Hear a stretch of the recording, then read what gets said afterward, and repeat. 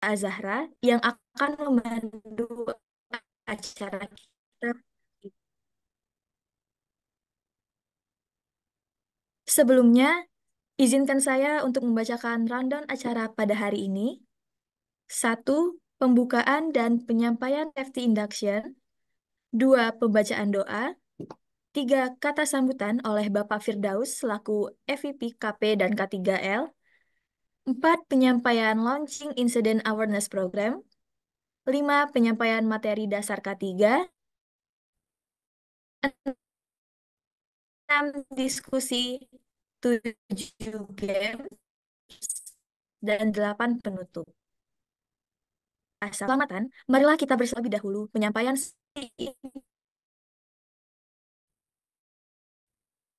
oleh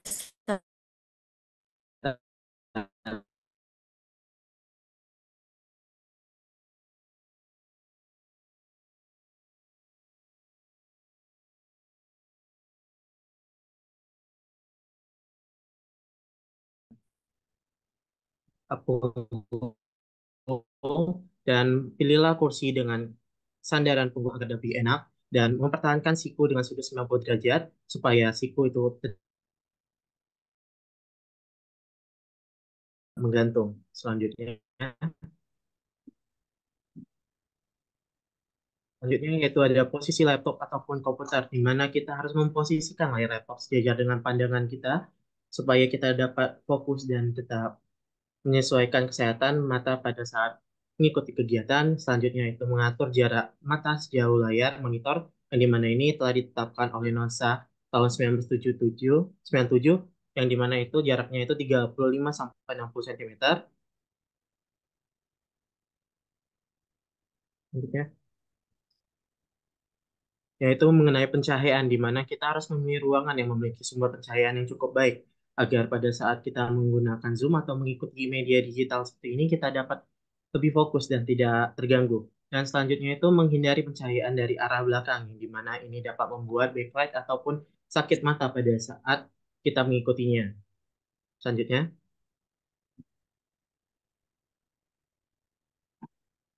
yaitu mengenai kebisingan, di mana kita dianjurkan untuk menggunakan earphone untuk meredam kebisingan, sehingga kita lebih fokus untuk mendengarkan kegiatan-kegiatan atau materi yang disampaikan. Selanjutnya itu kita harus menghindari sumber-sumber kebisingan yang ada di ruangan ataupun yang ada di sekitar, supaya kita lebih fokus pada saat mendengarkan materi yang akan disampaikan oleh pemateri. Selanjutnya, selanjutnya itu adalah peregangan, di mana ini kita harus melakukan peregangan mata pada saat mengikuti media digital atau materi digital ini dengan metode 20-20-20, di mana ini pada saat 20 menit kita menatap layar monitor, itu kita harus mengalihkan pandangan kita selama 20 detik, sejauh 20 kaki selama 20 detik. Dan selanjutnya itu kita harus melakukan peregangan pada tubuh, yaitu dengan metode workplace stretching exercise atau WSE yang dapat dilakukan di tempat duduk. Yang dimana ini mengingatkan kita kembali bahwasannya dengan kita mengikuti kegiatan media digital ini, kita itu memiliki potensi ergonomi ataupun bahaya potensi yang lainnya yang dapat terjadi. Oleh karena itu, diharapkan untuk pada audiens untuk menaati ataupun melakukan kegiatan safety induction ini supaya agar terhindar dari potensi tersebut. Mungkin sekian safety induction yang saya sampaikan. Ya, akhiri wassalamualaikum warahmatullahi wabarakatuh. Waalaikumsalam Waalaikumsalam warahmatullahi warahmatullahi wabarakatuh. Terima kasih kepada saudara kita atas penyampaian safety action sebagai informasi untuk kita bersama. Sebelum memulai acara pada hari ini, marilah kita bersama-sama membaca doa demi kelancaran acara pada hari ini.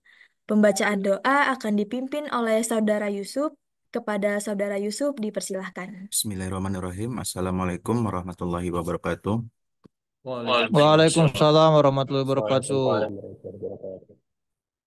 Bapak Ibu hadirin yang saya hormati, marilah kita bersama-sama menundukkan kepala bermunajat kepada Allah Subhanahu wa Ta'ala agar kegiatan kita pada siang hari ini diberkahi dan bisa berjalan dengan lancar. Izinkan saya memandunya secara Islam. Bapak dan Ibu mohon untuk menyesuaikan sesuai dengan keyakinan masing-masing. Bismillahirrahmanirrahim. Alhamdulillahirabbil alamin. Wassalatu wassalamu ala asrofil anbiya'i wal mursalin wa ala alihi washabihi ajmain. Amma ba'du. Allahumma ya Allah, Tuhan yang Maha Esa, puji dan syukur kehadirat atas segala rahmat dan karunia-Mu. Pada hari ini, kita masih dapat bertatap muka dalam keadaan sehat walafiat untuk mengikuti serangkaian acara webinar Ruang Ketiga. Ya Rahman, yang Maha Pengasih, kami mohon kepadamu ya Allah, berikanlah kami kekuatan serta kelancaran untuk menjalankan tanggung jawab yang telah diberikan kepada kami, agar kami menjadi hamba yang selalu ikhlas berbuat, serta rendah hati dalam segala perbuatan. Ya Mukmin, yang Maha Memberi Keamanan, jadikan kami sebagai insan Bukit Asam yang pandai mensyukuri nikmat-Mu dan menghargai betapa pentingnya arti keselamatan dan kesehatan dalam bekerja. Hiasi diri kami dengan perilaku terpuji dan nilai-nilai pengabdian terhadap pekerjaan. Jauhkan diri kami dari sifat dan perilaku tercela. Ya Aziz, yang Maha Perkasa, sadarkan kami bahwa keselamatan dan kesehatan kerja adalah milik kita bersama yang akan membawa dalam keberkahan. Ya Ghafar, yang Maha Pengampun, ampunilah dan maafkan kehilapan serta dosa kami, para pemimpin kami dan kedua orang tua kami. Rabbi firli wali walidayya warhamhuma kama rabbayani shahira. Rabbana atina fid dunya hasanah wa fil akhirati hasanah wa qina azabana. Walhamdulillahi rabbil alamin. Wassalamualaikum warahmatullahi wabarakatuh. Waalaikumsalam warahmatullahi Waalaikumsalam warahmatullahi wabarakatuh. wabarakatuh. Terima kasih kepada Saudara Yusuf atas pembacaan doanya. Agenda selanjutnya adalah penyampaian kata sambutan yang akan disampaikan oleh Bapak Firdaus B. Fadli selaku EVP KP dan K3L. Kepada Bapak Firdaus dipersilahkan. Baik, terima kasih Mbak Anissa. Suara saya bisa terdengar? Bisa jelas Pak Firdaus. Bisa, Alhamdulillah. jelas-jelas. Baik, Assalamualaikum warahmatullahi wabarakatuh. Waalaikumsalam warahmatullahi wabarakatuh. Selamat siang, salam sejahtera untuk kita semua. Semangat pagi.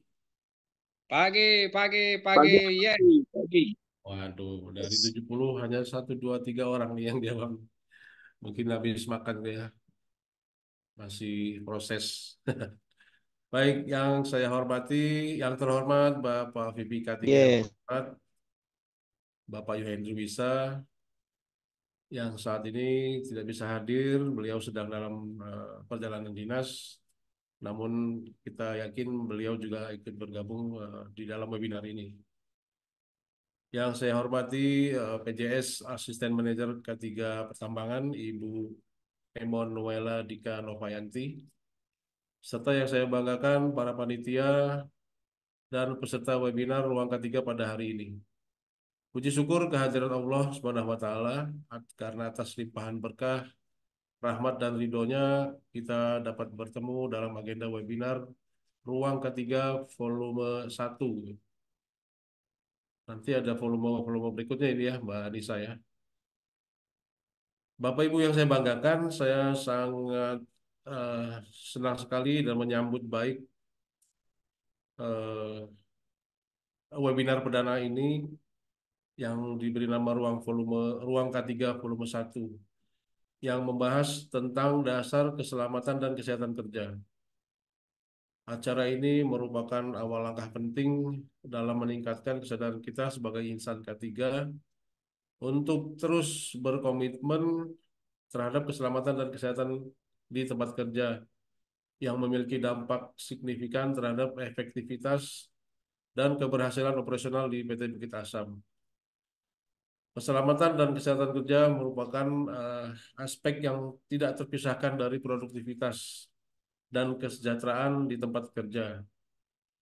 Keterlibatan kita di dalam memahami dan menerapkan prinsip-prinsip dasar ketiga yang tidak hanya melindungi kita, diri kita sendiri, tetapi juga rekan kita dan perusahaan kita. Melalui rangkaian webinar ini kita akan menjelajah seputar K3 yang dimulai dari hal-hal yang mendasar ya. Saya berharap ruang K3 ini ke depan bisa menjadi suatu aplikasi ya yang bisa diakses oleh para agen SHE, menjadi ruang bertanya dan menjawab dan juga ruang diskusi ini terkait K3. Saya ingin menyampaikan terima kasih kepada para pembicara, panitia, peserta, dan semua pihak yang telah berkontribusi dalam acara ini. Targetnya ini seluruh agen SAE dapat mengikuti eh, ruang K3 jilid berikut-berikutnya ya. Mari kita mulai jadikan webinar ini sebagai tonggak penting dalam meningkatkan kesadaran dan tindakan kita dalam menjaga keselamatan dan kesehatan di tempat kerja. Semoga kita semua mendapatkan wawasan atau insight-insight baru yang berharga dan menginspirasi yang dapat kita terapkan dalam kehidupan kita sehari-hari. Saya berharap kawan-kawan agen saya dapat memanfaatkan ruang K3 ini sebaik mungkin pada kesempatan ini ya. Hal-hal yang penting ingin ditanyakan, hal-hal yang dialami di lapangan yang perlu ditanyakan silakan didiskusikan di webinar ini. Terima kasih atas perhatian dan partisipasi kawan-kawan semua. Saya akhiri sambutan ini. Wassalamualaikum warahmatullahi wabarakatuh. Waalaikumsalam. Waalaikumsalam warahmatullahi wabarakatuh. Baik, terima kasih kepada Bapak Firdaus atas kata sambutannya. Untuk selanjutnya, kita mohon izin untuk foto bersama dulu yang akan dibantu dengan Saudara Aji. Kepada Bapak Ibu, silakan mengaktifkan kameranya dan menggunakan virtual background yang telah disiapkan.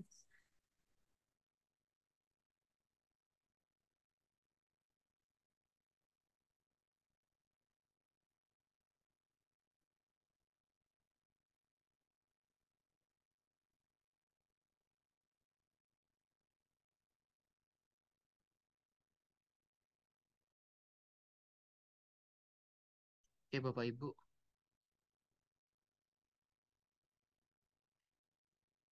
Oke. Bisa dimulai ya Bapak Ibu semua untuk dokumentasi kita pada Sambil kepal tangan ya. Oke, Semangat. teman semua sesuai arahan dari Pak Firdaus. Oke, dimulai dari 1, 2, 3. Oke, lagi sekali lagi Bapak-bapak, Ibu-ibu.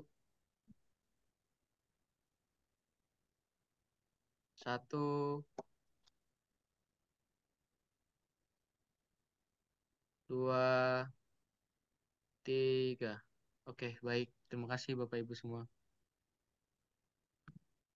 Baik, terima kasih Saudara Aji atas bantuannya. Untuk agenda selanjutnya yakni penyampaian materi dasar keselamatan dan sebelumnya kita akan beranjak ke acara inti. Yang pertama-tama kita dengarkan Launching Incident Awareness Program oleh Saudara Al Hasan. Kepada Saudara Al Hasan dipersilahkan. Baik. Assalamualaikum warahmatullahi wabarakatuh. Waalaikumsalam warahmatullahi wabarakatuh. Terima kasih disampaikan kepada Mbak Nisa atas kesempatannya. Yang terhormat Bapak Firdaus Fadli selaku AVP KPK3L.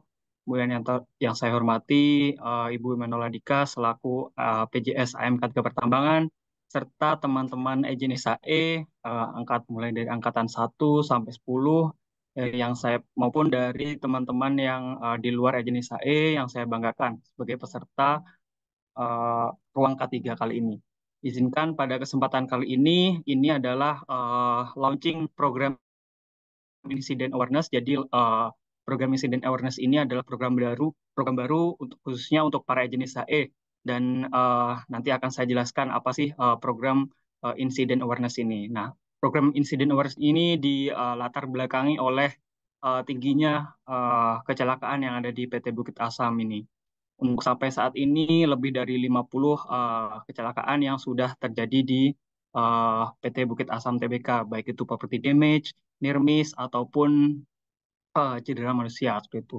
Maka dari itu program insiden awareness ini diharapkan dapat dimanfaatkan oleh agen SAE agar menyebarkan hasil investigasi tentunya yang sudah disesuaikan ya, kerahasiaannya itu dapat disebarkan kepada rekan-rekannya yang ada di tempat kerjanya sesuai dengan tujuan dari agen SAE, yaitu menjadi role model, katalisator, dan juga mediator dalam penerapan budaya K3 di tempat kerjanya masing-masing.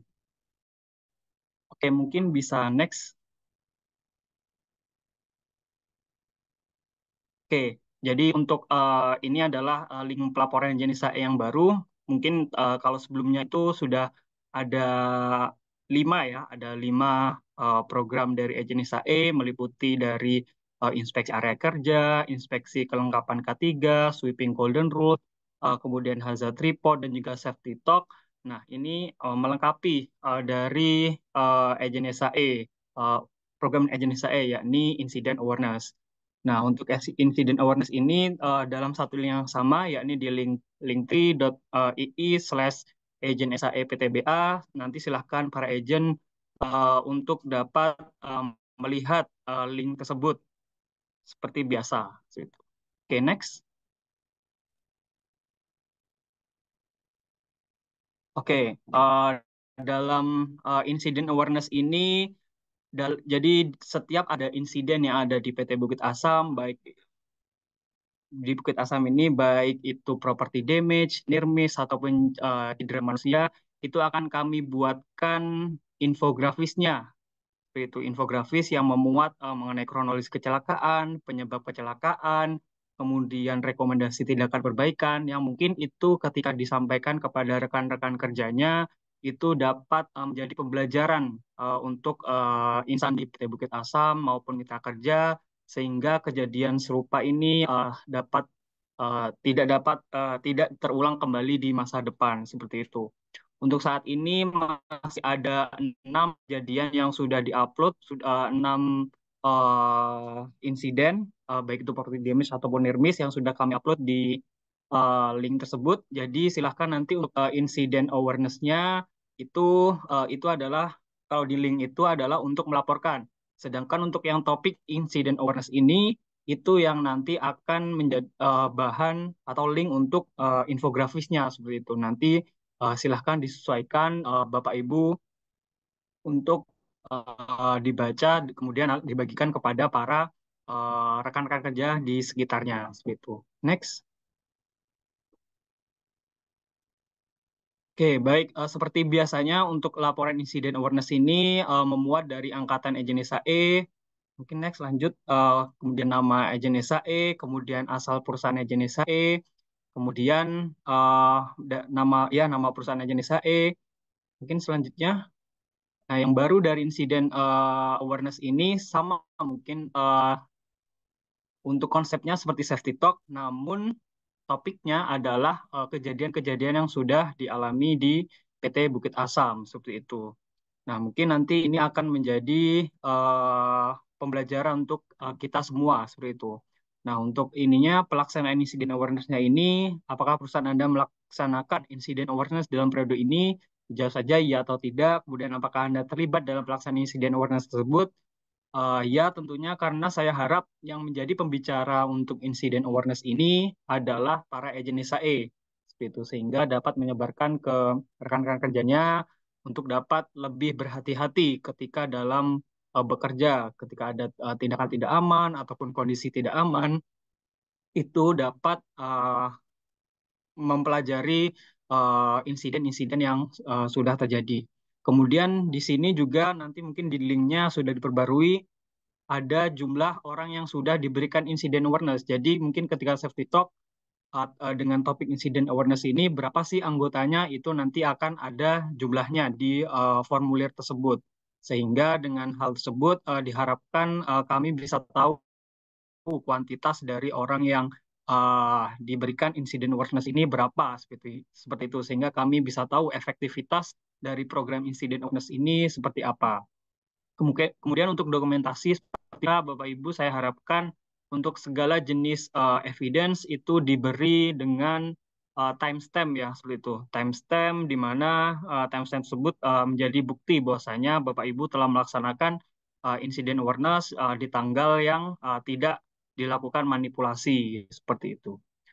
Untuk poinnya ini sama dengan untuk safety talk, kemudian hazard report, yakni kami beri poin setiap kali insiden awareness itu adalah 20 poin. Jadi nanti untuk linknya, untuk rekapitulasinya itu akan kami perbarui bersama. Itu. Oke, next. Oke, mungkin itu saja yang dapat saya sampaikan. Mungkin nanti jika ada pertanyaan lebih lanjut, mungkin bisa nanti pas waktu sesi pertanyaan ataupun bisa langsung WA saya secara pribadi. Mungkin itu saja yang dapat saya sampaikan. Apabila ada kurangnya mohon dimaafkan. Wabillahi taufiq walhidayah. Wassalamualaikum warahmatullahi wabarakatuh. Saya kembalikan ke Mbak Nisa. Assalamualaikum warahmatullahi wabarakatuh. Terima kasih kepada Saudara Hasan. Wah, sangat menarik ya program yang baru saja launching ini. Semoga dengan adanya program ini dapat bermanfaat dan mempermudah Bapak Ibu dalam melakukan pelaporan terkait insiden awareness dan juga meningkatkan keselamatan dan kesehatan kerja di lingkungan kerja kita bersama. Agenda selanjutnya yakni penyampaian materi dasar keselamatan dan kesehatan kerja oleh Saudari Dania. Kepada Saudari Dania dipersilakan. Ya Baik, Allah. terima kasih. Assalamualaikum warahmatullahi wabarakatuh. Salam. Selamat siang. Yang Waalaikumsalam terhormat warahmatullahi Bapak Firdaus Bilfadli, Waalaikumsalam warahmatullahi yang saya hormati Mbak Emanuela Dika, dan juga rekan-rekan sekalian yang turut hadir pada acara hari ini. Sebelumnya saya izin memperkenalkan diri terlebih dahulu. Perkenalkan, nama saya Dania Fitria Putri. Di K3 Pertambangan ini saya sebagai admin K3P. Nah, di acara pada hari ini, di volume 1 ini, kita akan membahas terlebih dahulu terkait dasar keselamatan dan kesehatan kerja. Materi ini bisa menjadi bahan refreshment bagi rekan-rekan semua terkait mengingatkan kita semua terkait pentingnya keselamatan dan kesehatan kerja, baik itu bagi individu maupun banyak orang di lingkungan kerja. Next. Berapa? Oke, untuk outline materi kita hari ini ada dua, terkait bendera K3 maupun lambang K3-nya, dan juga terkait Undang-Undang Nomor 1 Tahun 1970 tentang keselamatan kerja.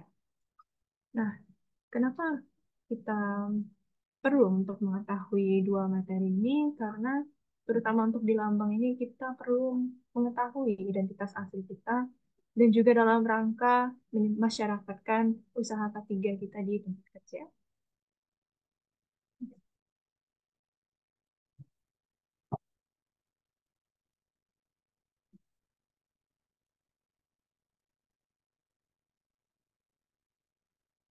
Oke, untuk materi yang pertama kita mengenal dulu terkait lambang dan bendera K3.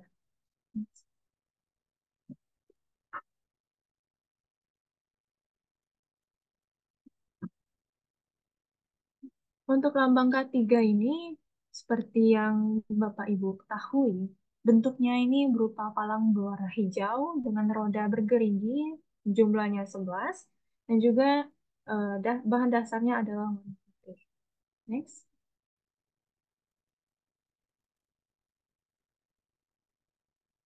Nah, untuk makna dari lambang K3 ini, yang pertama dari tanda palangnya. Tanda palang adalah tanda yang di tengah itu. Artinya adalah bebas dari kecelakaan dan pekerjaan akibat kerja. Kemudian arti dari roda gigi itu sendiri yang mengelilingi tanda palang, artinya adalah bekerja dengan kesegaran jasmani dan rohani. Kemudian logo ini didasari dengan warna putih yang artinya bersih dan suci. Kemudian untuk warna hijau ini artinya adalah selamat, sehat, dan sejahtera. Dan jumlah 11 gerigi roda ini artinya sesuai dengan jumlah 11 bab dalam Undang-Undang Keselamatan Kerja atau Undang-Undang Nomor 1 Tahun 1970. Next.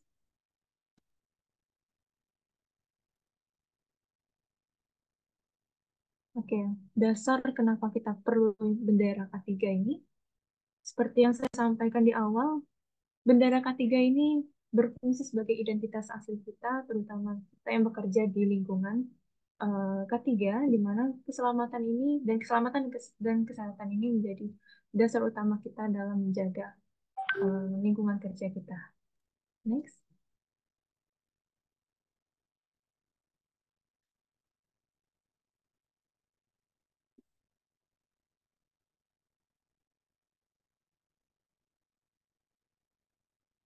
Oke. Untuk bentuk dan ukuran K3 ini sendiri bisa dilihat, ini sesuai dengan di dalam Kemenaker tadi. Next.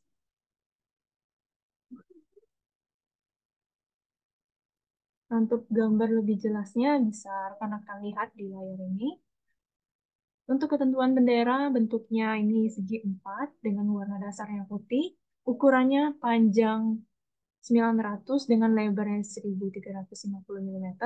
Kemudian pemasangan lambang dan logonya terletak bolak-balik di dua mukanya. Jadi tidak hanya satu sisi, namun bolak-balik ke dua sisi bendera tersebut. Kemudian untuk ketentuan logo. Untuk bentuknya, palang dilingkari roda bergerigi dengan jumlah 11 yang berwarna hijau tua. Kemudian untuk ukuran roda geriginya ini yang pertama di R1-nya itu 300 mm, di R2-nya 235 mm, kemudian di R3-nya adalah 160 mm. Untuk tebal ujung geriginya ini sebesar 55 mm, untuk tebal pangkal giginya 85 mm. Jadi untuk geriginya ini tidak sama ukurannya, tapi yang semakin ke atas dia semakin mengerucut. Kemudian untuk jarak giginya itu 32 derajat. Untuk ukuran palang hijau itu 270 kali 270 mm dengan ketebalan 90 mm. Dan logonya ini bertuliskan utamakan keselamatan dan kesehatan kerja. Jadi tidak hanya bergambarkan logo bergerigi dan palang ini saja, namun memuat tulisan utamakan keselamatan dan kesehatan kerja. Dan tulisan ini juga ada ketentuan ukurannya, yakni tinggi hurufnya itu 45 mm, kemudian ketebalan hurufnya itu 6 mm, panjang kata-katanya itu untuk yang utamakan itu 360 mm, kemudian untuk keselamatan dan kesehatan kerja itu 990 mm, dan jarak baris antara bawah dan atas itu 72 mm, dan jarak baris bawah dengan pinggiran bendera itu 75 mm. Next. Nah, ini untuk tata cara pemasangan bendera K3. Adapun untuk tempatnya, apabila bendera K3 ini berdampingan dengan bendera nasional atau bendera merah putih, benderanya harus dipasang di tiang sebelah kiri dari bendera nasional. Atau mungkin bisa di halaman perusahaan atau depan bangunan kantor, maupun di depan kantor K3-nya. Kemudian untuk tinggi tiang ini tidak boleh melebihi tinggi ataupun sama dengan tingginya di tiang bendera nasional. Kemudian untuk waktu pemasangannya itu satu penuh atau selalu dipasang setiap harinya. Next. Lanjut kita masuk ke materi mengenal lebih dekat Undang-Undang Nomor 1 Tahun 1970 tentang keselamatan kerja. Next.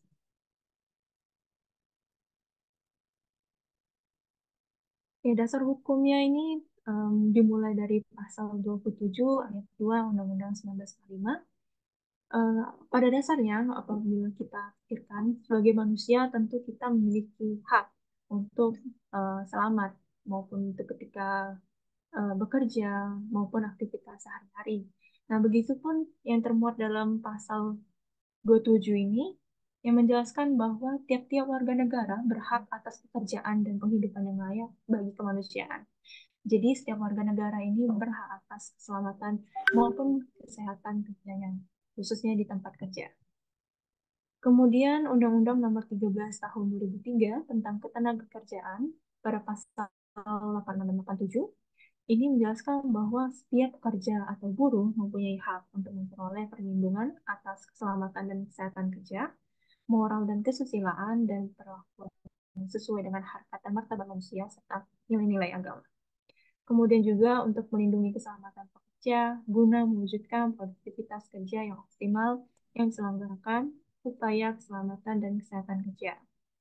Kemudian untuk di pasal 87 yang membuat setiap perusahaan wajib menerapkan sistem manajemen keselamatan dan kesehatan yang terintegrasi dengan sistem manajemen perusahaan dan juga ketentuan mengenai penerapan sistem manajemen keselamatan dan kesehatan kerja sebagaimana dimaksud pada ayat 1 tadi.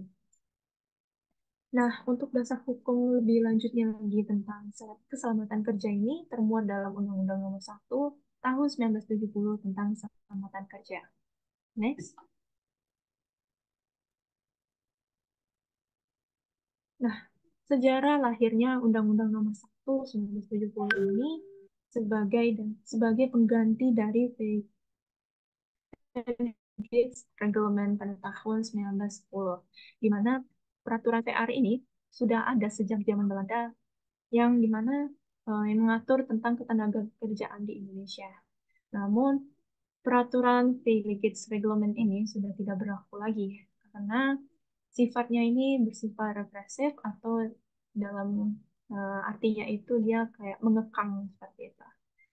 Nah, dengan ketidaksesuaian ini kemudian menjadi sejarah awal perundang-undangan nomor 1 tahun 1907 ini lahir di Indonesia. Kemudian untuk dengan menyesuaikan pada zaman saat ini, maka di Undang-Undang Nomor 1 Tahun 1907 ini sudah bersifat preventif, kemudian ruang lingkupnya juga sudah lebih jelas, kemudian rumusan teknik lebih komprehensif, pembinaan K3 bagi manajemen dan pekerjanya juga sudah ada, kemudian pembentukan unit P2K3 perusahaan juga sudah termuat, dan peraturan retribusi pengawasan juga sudah termuat dalam situ. Dan Undang-Undang Nomor 1 1970 ini seperti yang sudah disampaikan tadi memiliki 11 bab dan juga 18 pasal, di mana masing-masing bab di bab 1 sudah menjelaskan tentang istilah-istilah, kemudian di bab 2 tentang ruang lingkup, bab 3 tentang syarat-syarat keselamatan kerja, kemudian di bab 4 tentang pengawasan, di bab 5 tentang pembinaan, di bab 6 tentang panitia pembinaan keselamatan dan kesehatan kerja atau P2K3, di bab 7 tentang kecelakaan, di bab 8 tentang kewajiban dan hak tenaga kerja, di bab 9 tentang kewajiban bila memasuki tempat kerja, di bab 10 kewajiban pengurus, dan di bab terakhir di bab 11 ketentuan atau penutup. Next.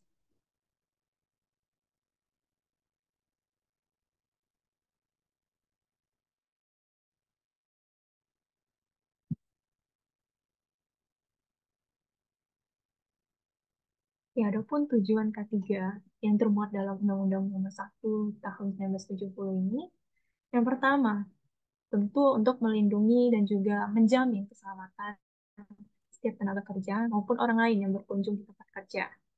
Dan kemudian untuk menjamin setiap sumber produksi dapat digunakan secara aman dan efisien. Dan yang ketiga, untuk meningkatkan kesejahteraan dan produktivitas nasional.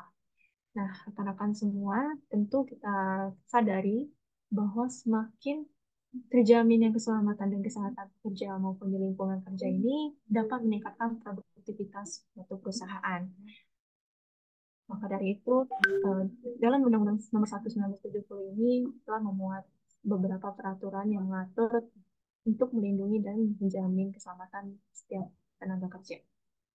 Kemudian untuk mencapai tujuan tersebut, ada beberapa hal yang dapat kita lakukan.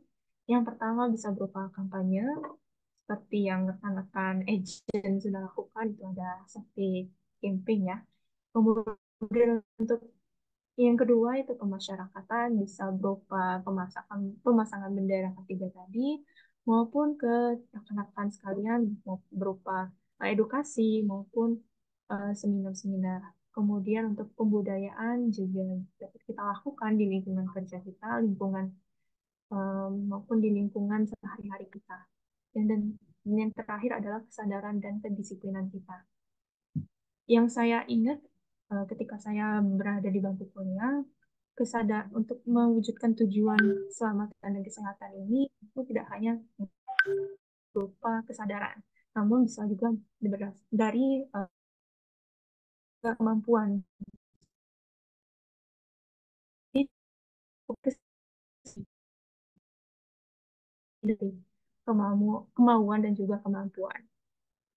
Next. Adapun syarat-syarat dasar K3 juga sudah dijelaskan dalam Undang-Undang Nomor 1 1970 di pasal 3.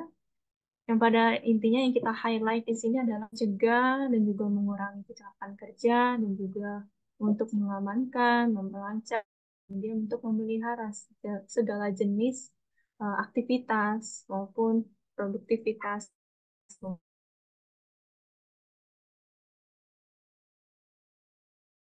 Ayo silakan kawan-kawan agen SAE, jangan sungkan-sungkan.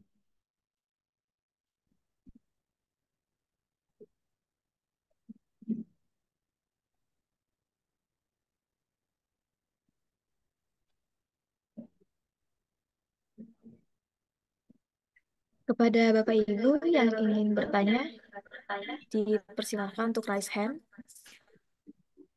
Kalau ada yang mau nanya dikasih ujian aja, Mbak Dania.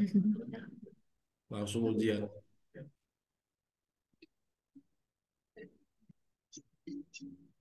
Ayo kawan-kawan silakan. Manfaatkan ruang K3 untuk banyak-banyak bertanya tentang K3 nih. Dasar sekali ini.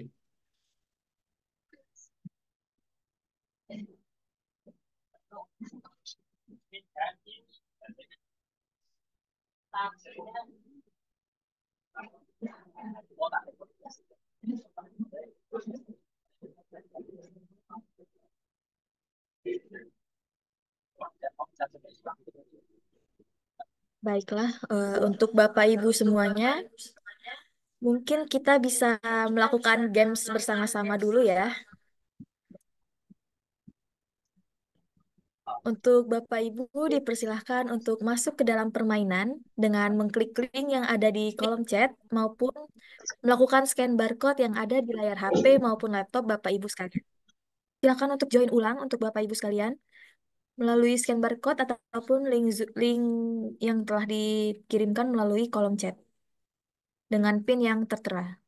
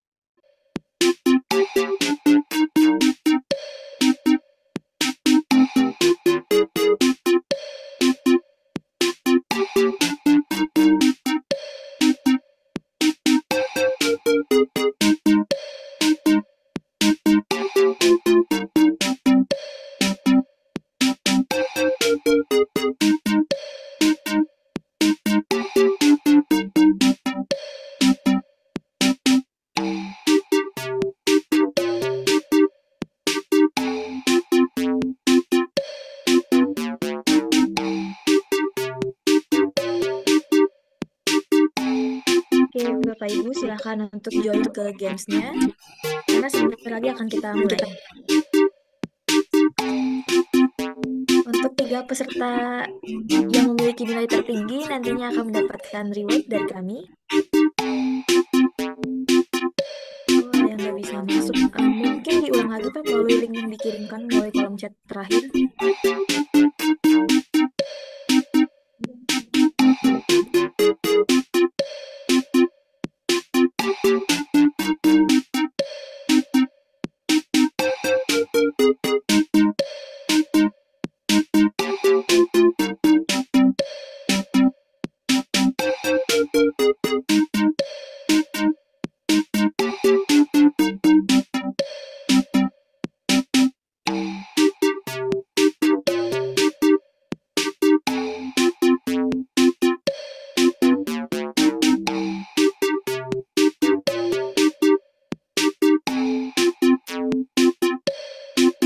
Ayo Bapak Ibu silahkan untuk join ke gamesnya.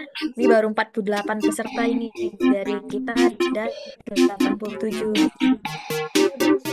Part podcast.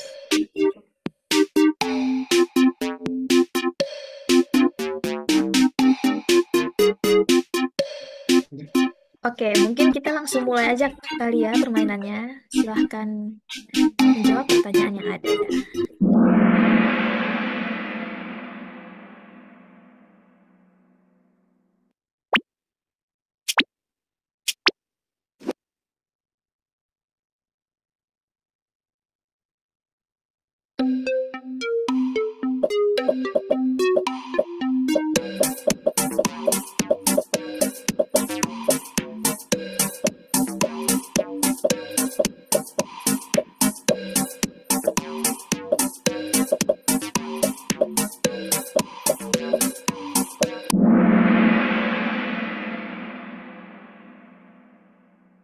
Oke, soal pertama ini lumayan banyak yang benar ya, tapi yang salahnya juga lumayan banyak ini.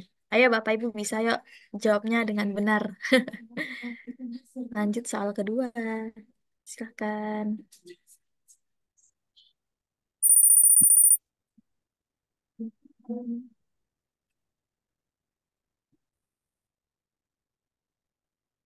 Wah, ini Bapak Ucup ini skornya lumayan tinggi ya, jadi nomor 1 ini nampaknya.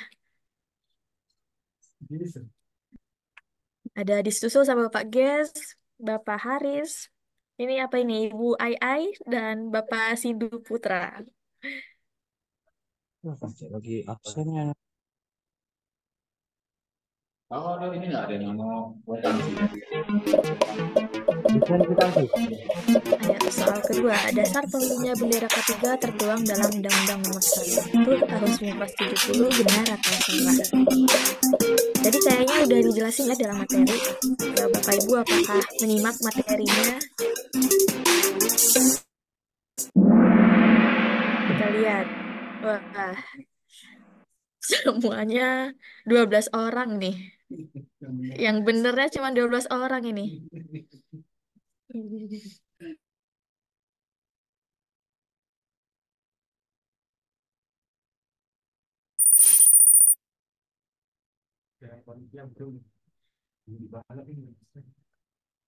Wah, Bapak Ucup tergeserkan sama Bapak Ges ini dengan skornya lebih tinggi. Dan Bapak Haris masih stay.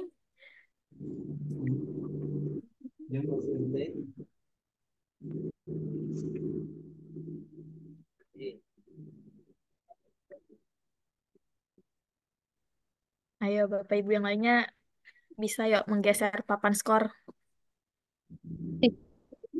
Pertanyaan ketiga, apabila berdampingan dengan bendera nasional di tiang sebelah mana bendera K3 dipasangkan? Kanan, kiri.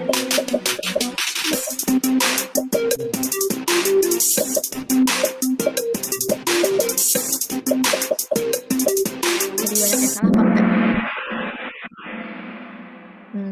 Lebih dari setengah ya yang menjawab benar, namun yang salah juga tetap banyak.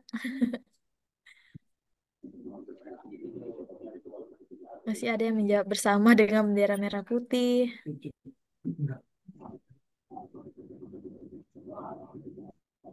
Bapak Ucup kembali ke peringkat 1 nih nampaknya. Oh, ada yang baru nih, The Umbes. Siapa ini?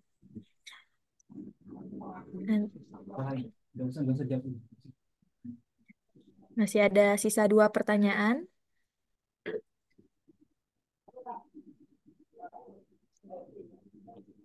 Pertanyaan keempat, Undang-Undang Nomor 1 Tahun 1970 menggantikan Village Reglement 1910 yang sudah tidak sesuai lagi karena bersifat polisional. Benar atau salah?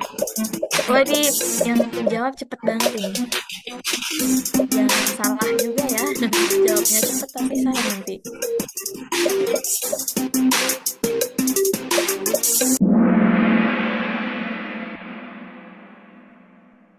Ada 37 orang yang menjawab benar. Berarti dia menyimak materi dengan baik nih.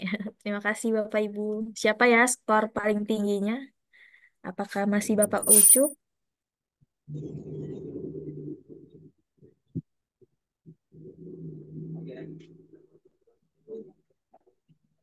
Wah, sudah disusul sama Bapak Sindu Putra ternyata. Ada Bapak Aprizal Ardi dan juga username-nya BB.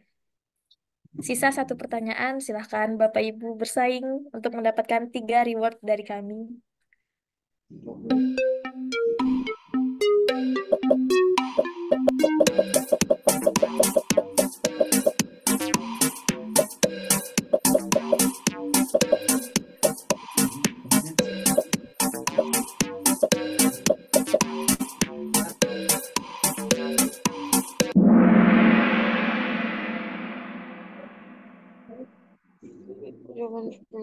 Oke, selesai sudah ya 5 pertanyaan dan pertanyaan terakhir dijawab dengan 18 orang yang benar.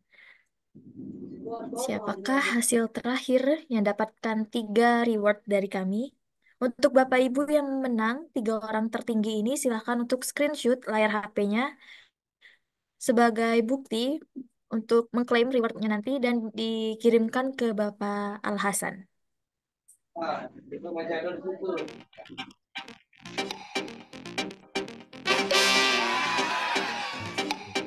Juara 3 oleh The Umbers, juara 2 username-nya BB, dan juara 1 dari si Bapak. Selamat menang. Shoot sebagai bukti nggak dapat dulu. Kurang ya Pak, 3 aja dulu. Jangan lupa di-screenshot ya Bapak Ibu untuk dikirimkan ke Bapak Al Hasan sebagai bukti untuk mengklaim rewardnya nanti. Wah.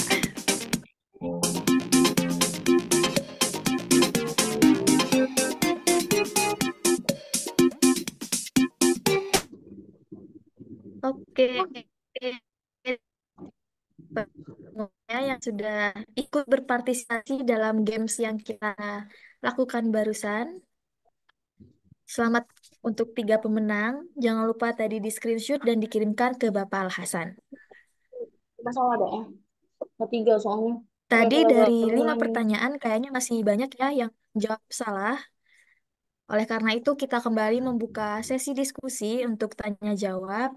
Dari Bapak Ibu yang mempunyai pertanyaan, boleh untuk segera melakukan raise hand ataupun mengirim di kolom chat. Kita buka untuk 3 pertanyaan terlebih dahulu. Kepada Bapak Ibu dipersilahkan. Oke, udah ada satu ini Bapak Rian ya. Untuk Bapak Rian, silahkan untuk memperkenalkan nama dan juga pertanyaannya. Suaranya kedengaran, Mbak.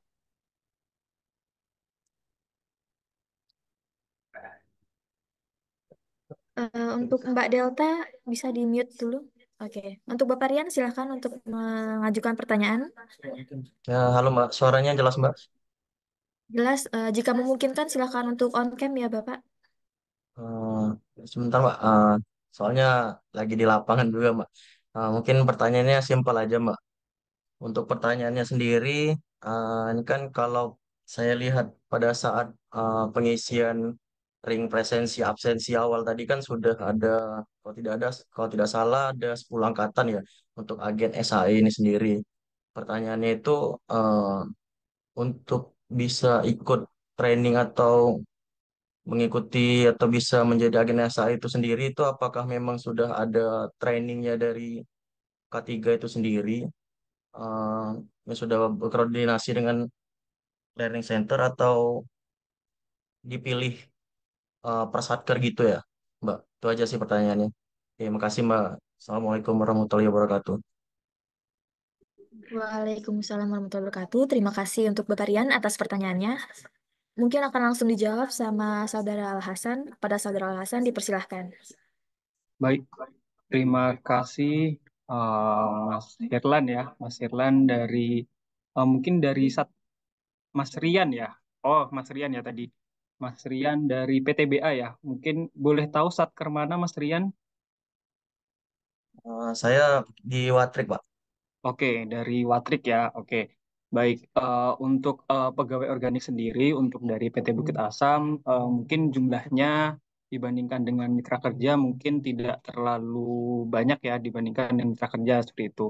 Nah, tapi kami sangat menghargai, mengapresiasi dari keinginan dari Mas Rizal eh, ingin menjadi agen SAE itu sangat kami apresiasi. Nah, mungkin nanti untuk angkatan ke-11 mungkin kami akan buat blastnya ya di email di UPTE ataupun di PTBA Raya untuk dapat mendaftarkan dari satker-satker itu agen SAE seperti itu sehingga dapat berkontribusi pada K3 di PTBA itu seperti itu.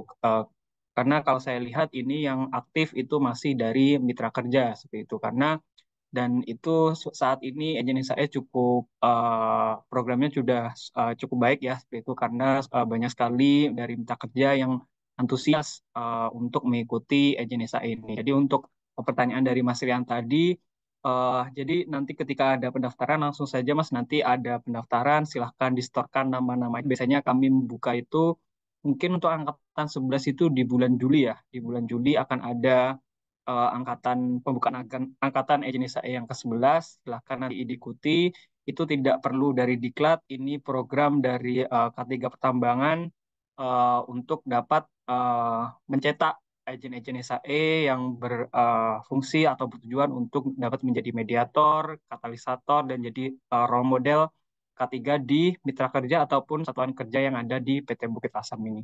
Mungkin Mas Rian menjawab untuk pertanyaannya. Ya, cukup jelas, Pak. Terima kasih, Pak, infonya.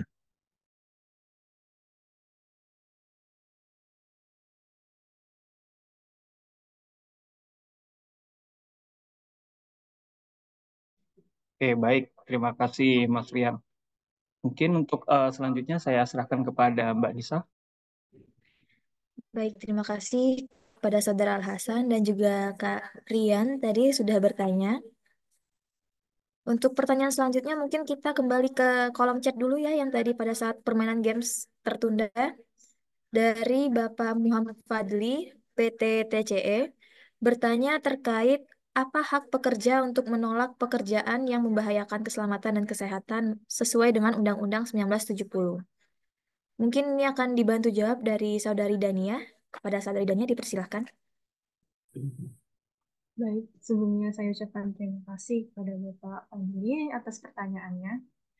Oke, untuk hak dan kewajiban tenaga kerja untuk menolak pekerjaan yang berbahaya itu sendiri sudah termuat dalam Undang-Undang Nomor 1 1970, tepatnya di bab 8, bab kewajiban dan hak tenaga kerja. Di butir ke-5 itu berbunyi untuk menyatakan keberatan kerja pada pekerjaan di mana syarat keselamatan dan kesehatan kerja ini serta alat-alat pelindung dirinya ini diwajibkan untuk diragukan olehnya kecuali dalam hal-hal khusus yang ditentukan lain oleh pegawai pengawas dalam batas-batas yang masih dapat dipertanggungjawabkan. Jadi sesuai dengan apa yang tertuang di dalam undang-undang ini, tentu kita berhak untuk menolak apabila diberikan pekerjaan yang berbahaya maupun alat pelindung diri yang kurang memadai. Begitu Pak Fadil.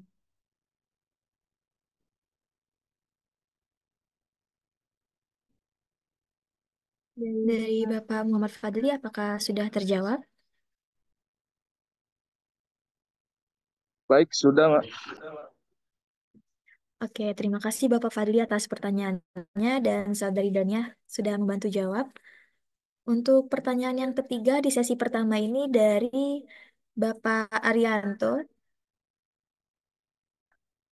Oh, maaf, dari Bapak Herlan dulu kali ya. Dari Bapak Herlan terkait apakah perlu direvisi Undang-Undang Nomor 1 1970 karena sudah berumur 54 tahun? Oke, ini akan dibantu jawab sama Saudara Al Hasan. Kepada Saudara Al Hasan dipersilahkan. Baik, terima kasih Mas Herlan ya. Mas Herlan ini sepertinya dari PBT ya, dari PBT ya, kalau Ya, tidak benar, Mas. salah ya.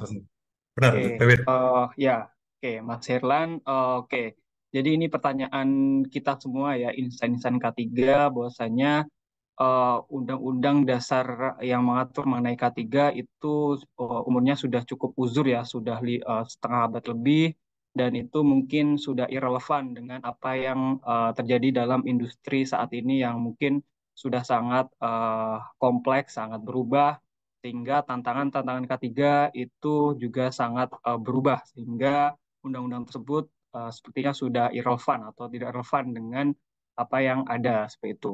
Nah, mungkin saya izin menjawab bahwasanya Kementerian Menteri Tenaga Kerja Republik Indonesia itu pada saat pembukaan peringatan Bulan K3 Nasional di bulan Februari kemarin sudah eh, mengucapkan atau memberikan sebuah statement yang sangat penting ya, bahwasanya akan ada revisi mengenai Undang-Undang Nomor 1 Tahun 1970 tersebut, karena yang dalam pidatonya tersebut dikatakan bahwanya memang sudah tidak relevan dan mungkin nanti akan ada revisi-revisi yang mungkin diatur sesuai dengan resiko-resiko yang dihadapi oleh tenaga kerja yang ada di Indonesia khususnya dalam bidang K3. Sebagai contoh mungkin ketika ada tantangan mengenai freelance ya, ada freelance. Mungkin di tahun 1970 kita tidak kenal yang namanya pekerjaan freelance itu apa, pekerjaan desain grafis itu seperti apa. Nah, di tahun 2024 ini, sebelum-sebelumnya 5 tahun ke belakang ini pekerjaan-pekerjaan digital itu sangat masif sehingga mungkin perlu ada payung hukum untuk memastikan K3 itu tetap diterapkan kepada sektor-sektor yang informal, tidak hanya sektor informal seperti itu. Sehingga tentunya ini dengan perubahan undang-undang ini tentu juga akan mengubah seluruh yang ada di ketentuan K3 yang ada di PT Bukit Asam, dan kami sangat menghargai dengan ketentuan baru yang dibuat oleh pemerintah seperti itu. Sehingga mungkin itu jadi perubahan ini sangat diperlukan ya. Seperti itu. Mungkin itu jawaban saya dari pertanyaan dari Mas Herlan. Terima kasih atas pertanyaannya. Mungkin ada tanggapan dari Mas Herlan? Iya Mas, saya setuju. Cuman kita sambil menunggu kan, sambil menunggu undang-undang revisi undang-undang tersebut. Apa nih yang harus kita lakukan ya untuk sambil menunggu lah gitu. Revisi undang-undang. Apakah cukup melalui Golden Rules PTBA? Apa tiap perusahaan boleh menggunakan peraturannya tersendiri, Mas? Oke, baik. Ten- Tentunya ketika belum terjadi perubahan undang-undang, itu yang kita gunakan adalah undang-undang yang lama, seperti itu. Mungkin kita menganut juga ke good mining practice juga ya, good mining practice juga yang ada di yang sudah tertera, kemudian dasar kita di K3 masih di UU Nomor 1 Tahun 1970. Jadi sembari menunggu, tentunya kita sudah mulai berancang-ancang apa sih yang baru, itu kita harus sudah beradaptasi, sudah mulai menyiapkan diri, apa sih yang ingin dirubah, kita harus menyiapkan hal tersebut. Eh, itu yang menjadi yang bisa kita lakukan sembari menunggu adanya perubahan undang-undang tersebut. Pun di PT Bukit Asam sudah ada aturan yang sangat lengkap mengenai K3, yakni eh, mengenai Golden Rules ya, yang saat ini sudah mencapai versi keempat atau Golden Rules 4.0, di mana itu tentunya sudah disesuaikan ya dengan Undang-Undang Nomor 1 Tahun 1970. Pun ketika ada perubahan, nantinya juga akan Golden Rules tersebut, jika diperlukan perubahan, akan diubah sesuai dengan undang-undang yang baru. Maka dari itu, kesimpulannya adalah kita ancang-ancang dulu, Mas Erlan. Ancang-ancang dulu, kita persiapkan diri dulu, membuka diri dulu terhadap aturan-aturan yang baru, sehingga ketika aturan baru itu sudah ada, itu kita langsung bisa menyesuaikan. Sembari menunggu, kita juga tetap menegakkan aturan yang masih belum direvisi tersebut. Seperti itu. Oke, Pak Hasan cukup jelas. Terima kasih, Pak. Oke, Mas Erlan, terima kasih. Saya kembalikan ke Mbak Ni. Baik, terima kasih untuk Kak Herlan dan juga Saudara Hasan atas pertanyaan dan jawabannya. Izin menambahkan juga ini dari Mbak Anissa Ayu. Ada informasi sebagaimana pada program K3 Nasional tahun 2024 sampai 2029, yaitu salah satu strategi atau prokernya adalah untuk merevisi Undang-Undang Nomor 1 tahun 1970 ini. Jadi silahkan untuk Bapak Ibu dicari di internet terkait dokumen K3 Nasional 2024-2029. Terima kasih kepada Mbak Anissa Ayu atas informasinya. Oke, kita lanjut ke pertanyaan selanjutnya dari Bapak Arianto, PT CIP mungkin ya. Untuk pertanyaannya yaitu, apakah ada aturan yang mengatur sanksi kepada perusahaan yang tidak mengibarkan bendera K3 di tempat kerjanya? Terima kasih. Mungkin akan dibantu sama Saudari Dania. Pada Saudari Dania, dipersilahkan. Oke, sebelumnya saya ucapkan terima kasih ke Bapak Arianto dari CIP atas pertanyaannya. Jadi untuk peraturan tentang bendera ini sendiri memang sudah termuat ya dalam Kemenaker RI nomor 1135 tahun 1987. Namun memang dalam peraturan ini tidak memuat sanksinya karena memang sejauh ini tidak ada peraturan yang tertulis terkait sanksi apabila tidak memenuhi pemasakan bendera itu. Namun pada umumnya untuk sanksi sendiri bisa dikembalikan ke perusahaan masing-masing. Apa sanksi yang bisa diberikan kepada kantor maupun perusahaan maupun departemen yang tidak memasangkan bendera K3 itu sendiri. Karena pada dasarnya peraturan tentu harus kita patuhi seperti itu. Mungkin saya kembalikan lagi ke MC apabila ada saran lagi dari Pak Arianto. Ya, cukup jelas Ibu. Terima kasih penjelasan.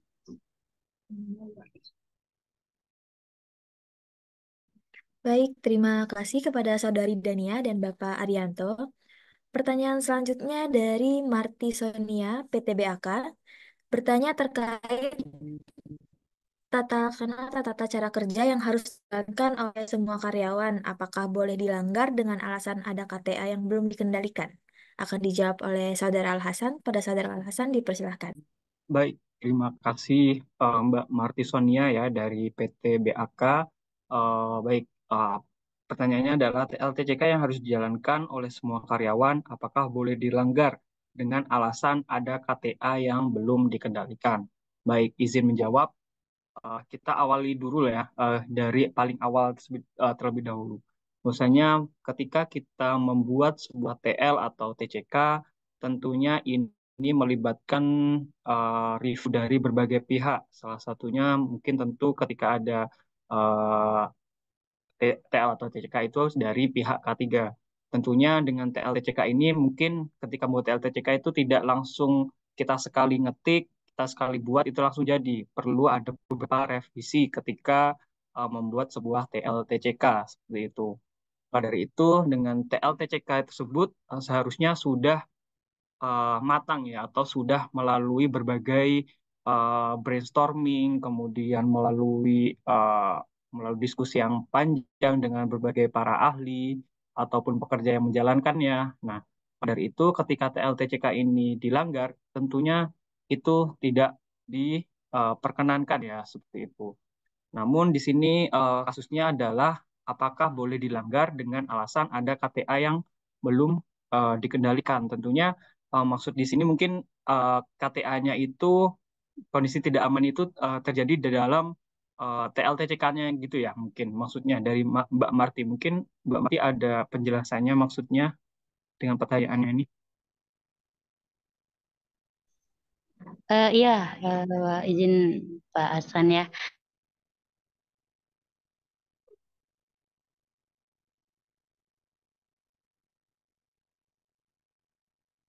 Iya, Bu Marti.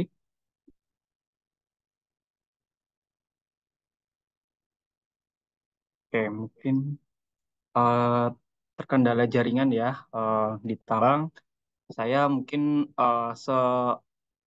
menangkap saja ya, sepenangkapan saja dengan apa yang dari sininya ini. Ketika TLTCK-nya itu ada KTA yang belum dikendalikan, seharusnya itu kita seperti apa gitu. saya jelaskan tadi, TLTCK itu sudah melalui berbagai review, melalui berbagai brainstorming. Tentunya ketika ada KTA di situ, mungkin TLTCK ini ketika sudah dibuat, ada update mungkin di kedepannya, mungkin ada resiko-resiko atau KTA yang terjadi, ataupun tindakan tidak aman yang terjadi dari TCK tersebut.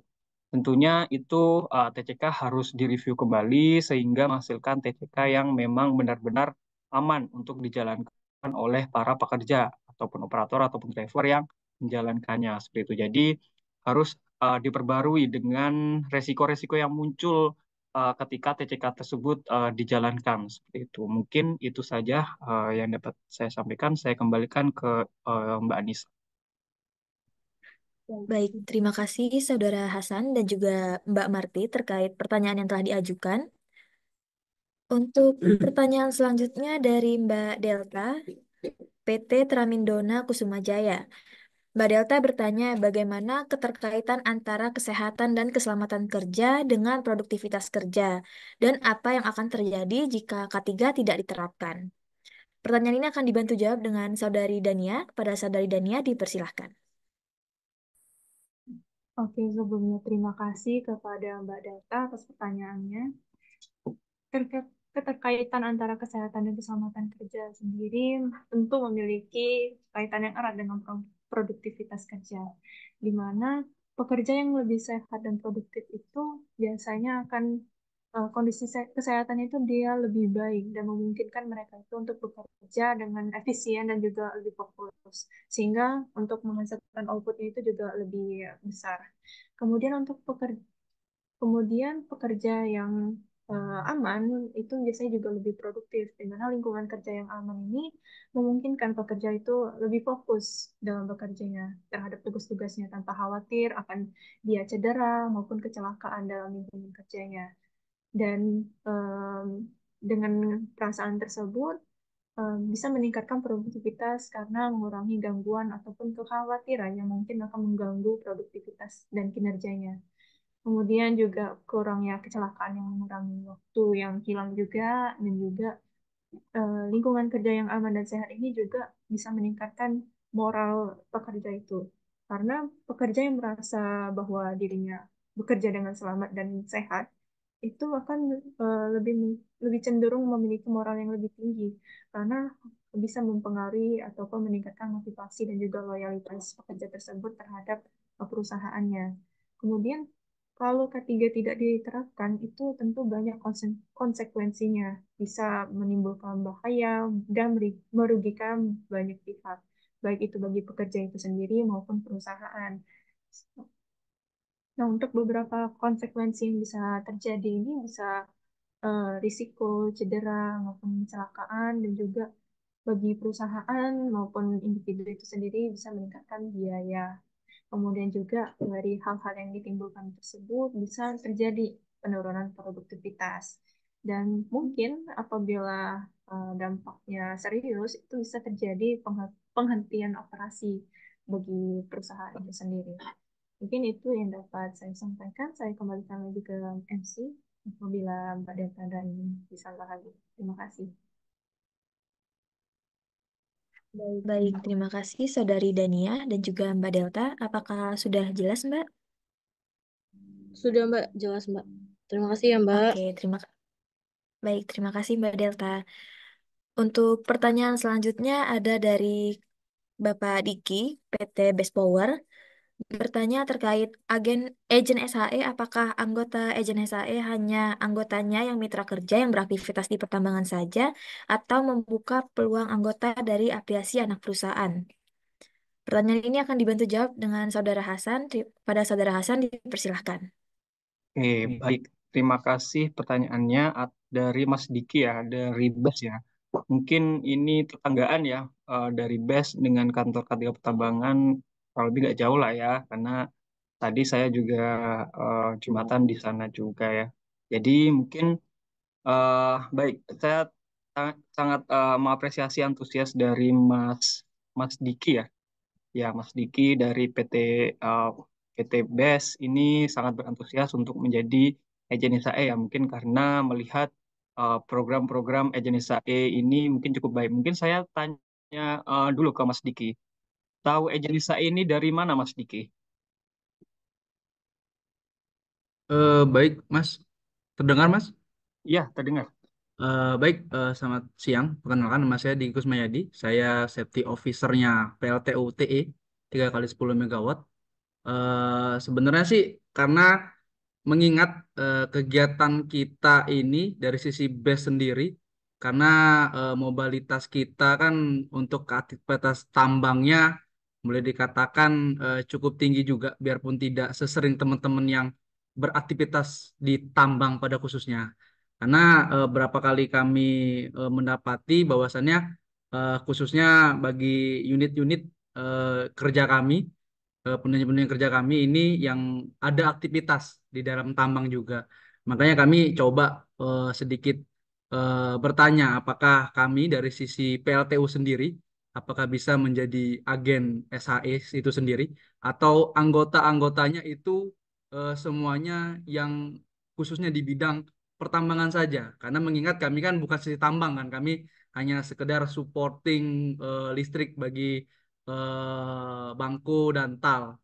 Karena kan kami juga mengapresiasi juga teman-teman karena kami juga beberapa kali dalam 1 bulan ini saja kami sering kebagian sidak lah dari teman-teman di lapangan seperti itu. Biarpun kami pada dasarnya kami tetap mengikuti arahan-arahan, tetap kami mengikuti beberapa aturan-aturan rule yang main di dalam tambang seperti itu. Karena kami pun sendiri eh, jujur kami apa ya Pak, setiap ada kegiatan yang menyangkut di pertambangan kami sendiri pun eh, tidak copy setiap kegiatan-kegiatan itu. Sedangkan kami itu beraktivitas di tambang seperti itu Mas Hasan.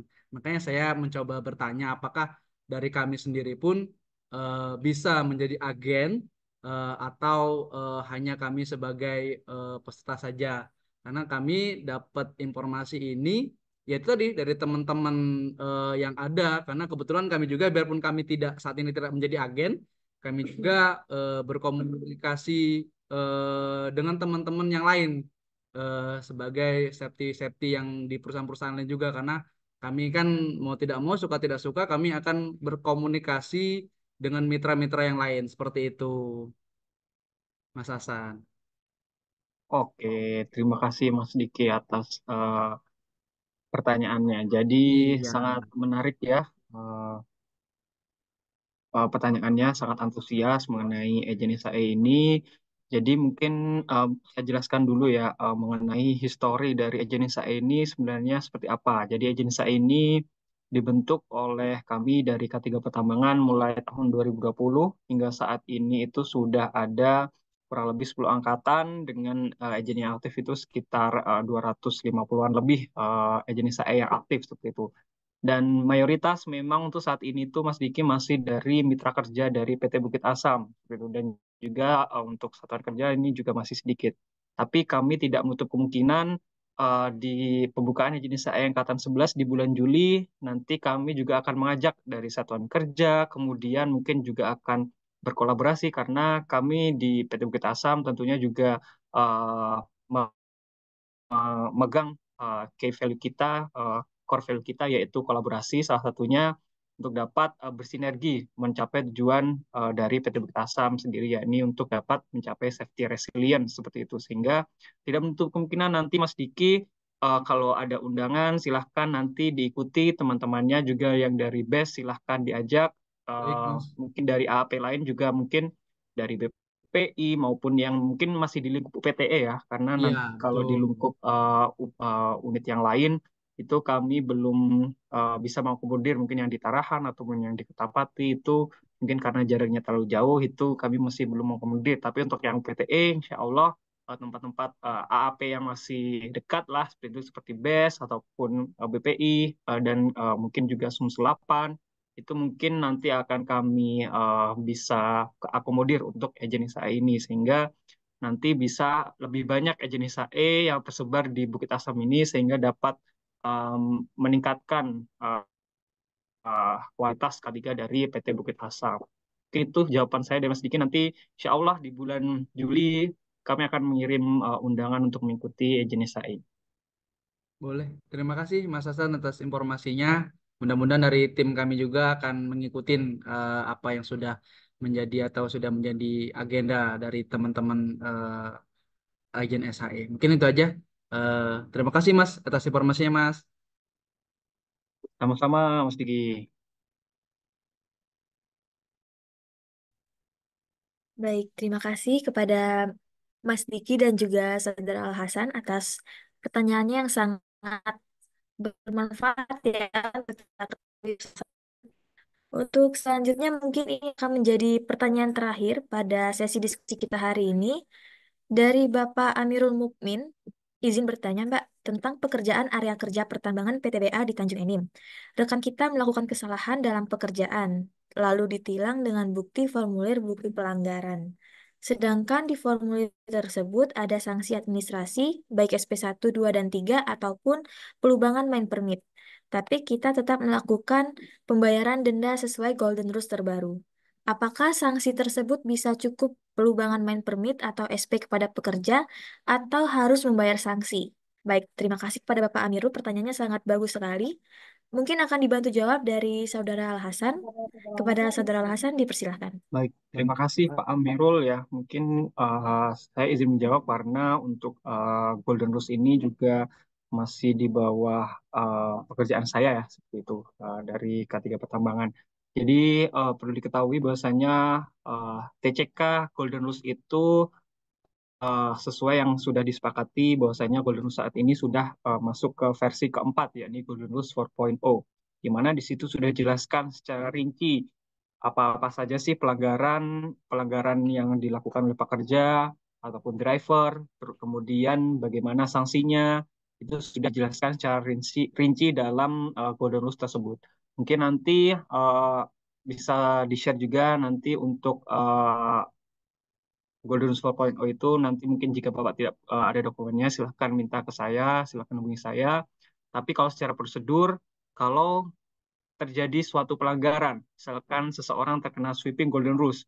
Nah, itu yang kami lakukan di PT Bukit Asam, jadi yang memiliki wewenang untuk melakukan sweeping Golden Rules, yakni dari tim sweeping Golden Rules. Tim sweeping Golden Rules ini juga kami dari mitra kerja, jadi kami berkolaborasi dengan mitra kerja untuk melakukan sweeping Golden Rules setiap harinya. Jadi di TAL dan Bangko itu setiap harinya Senin sampai Jumat ataupun yang bukan hari libur nasional itu ada sweeping Golden Rules seperti itu.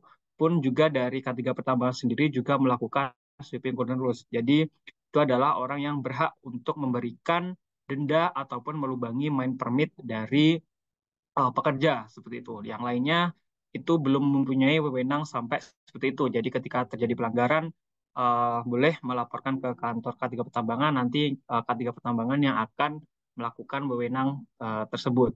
Kemudian ketika orang tersebut sudah terkena sanksi, terkena tilang lah seperti itu, misalkan dia tidak memakai safety belt. Safety belt itu nanti dia akan diberikan form bukti pelanggaran, kemudian form bukti pelanggarannya itu dikasihkan ke dia, dan main permitnya itu kami sita ya, seperti itu kami sita, dan dia bisa mengambil main permit itu dengan 3 syarat. Yang pertama adalah dia harus membayar denda sesuai dengan pelanggarannya. Mungkin kalau safety belt itu 1 juta ataupun 2 juta, saya lupa. Kemudian yang kedua, ketika sudah membayar, dia harus diinduksi. Induksi oleh siapa? Diinduksi oleh PJO dari mitra kerja tersebut.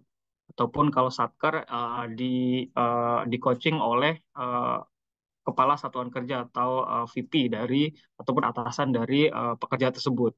Kemudian yang ketiga, jika sudah dilakukan coaching, itu dia harus melakukan magang. Nah, magangnya ngapain? Magangnya adalah ikut sweeping Golden Rules seperti itu. Jadi misalkan kalau dia pelanggarannya itu 2 juta, maka dia harus ikut sweeping Golden Rules 3 kali. Kalau 1 juta 2 kali, seperti itu. Kali 500.000 1 kali.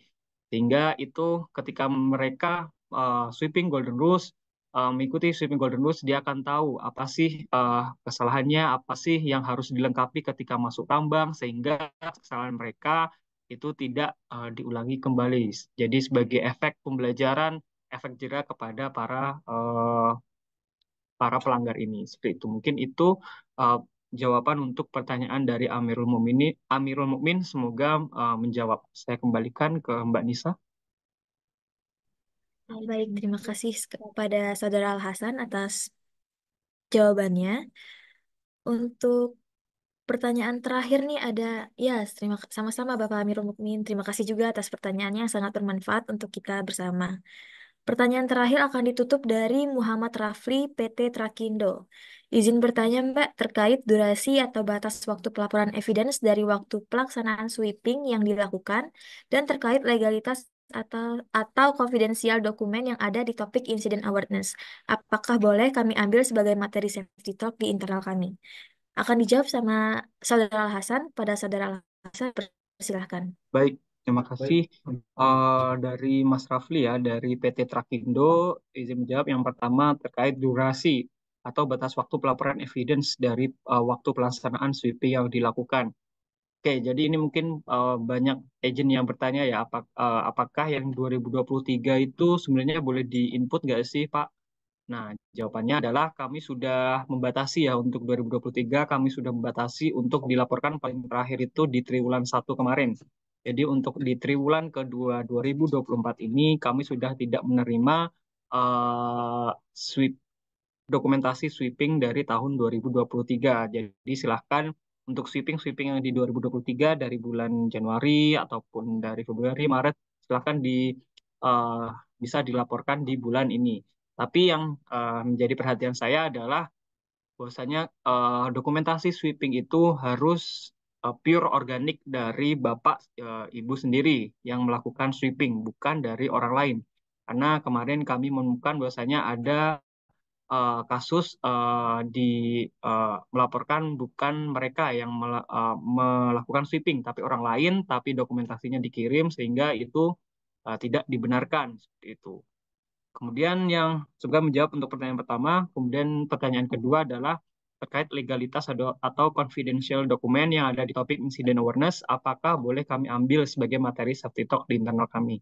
Oke, yang pertama, yang kedua ini sudah kami mitigasi ya untuk terkait confidential dokumen yang ada di topik incident awareness ini. Jadi kami tidak menyebutkan nama pelaku, nama korban. Jadi kami cuma menyebutkan Bapak X ataupun Bapak ABC itu sebagai nama inisial sehingga tidak uh, mengganggu konfidensial dari pelaku ataupun korban sehingga tetap terjaga dokumen atau konfidensial dari korban ini tetap terjaga. Jadi dan ini sangat boleh ya di-share karena ini menjadi pembelajaran bagi para pekerja di sekitarnya, pekerja di sekitar Bapak untuk dapat mengambil pelajaran dari insiden yang sudah telah terjadi.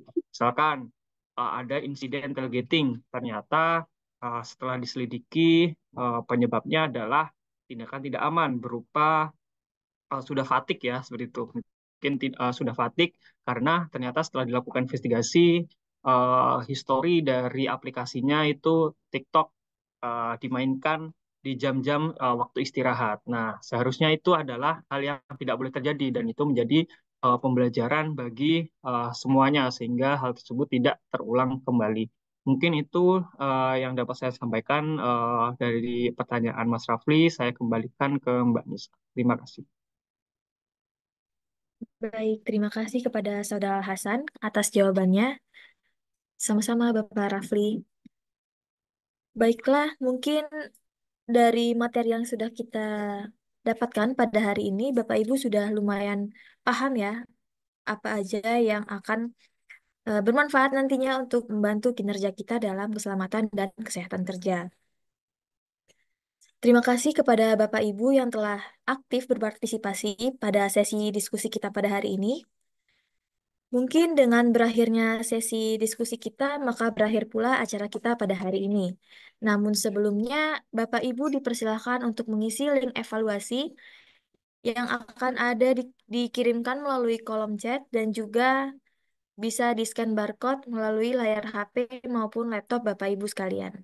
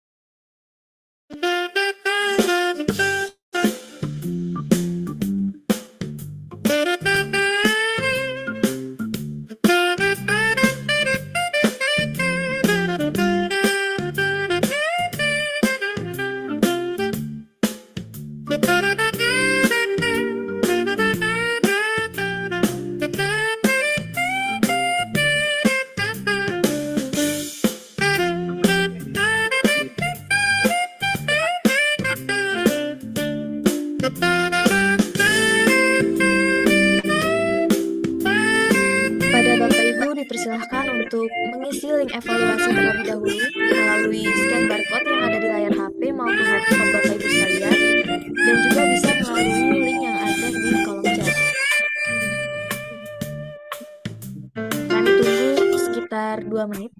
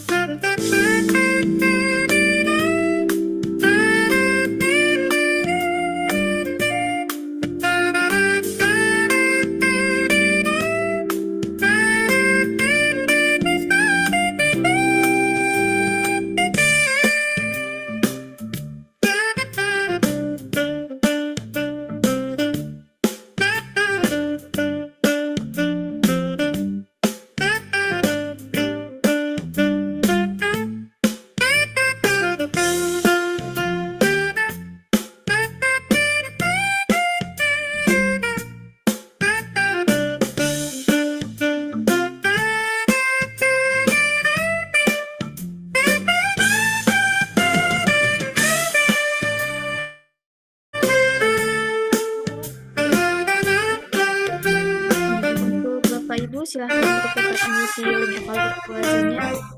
Baik, terima kasih Bapak Raffi sudah disubmit ya. Itu linknya bisa diklik kok Pak. Mungkin bisa bisa di copy dulu lalu dibawa ke Google atau di Safari Bapak sekalian.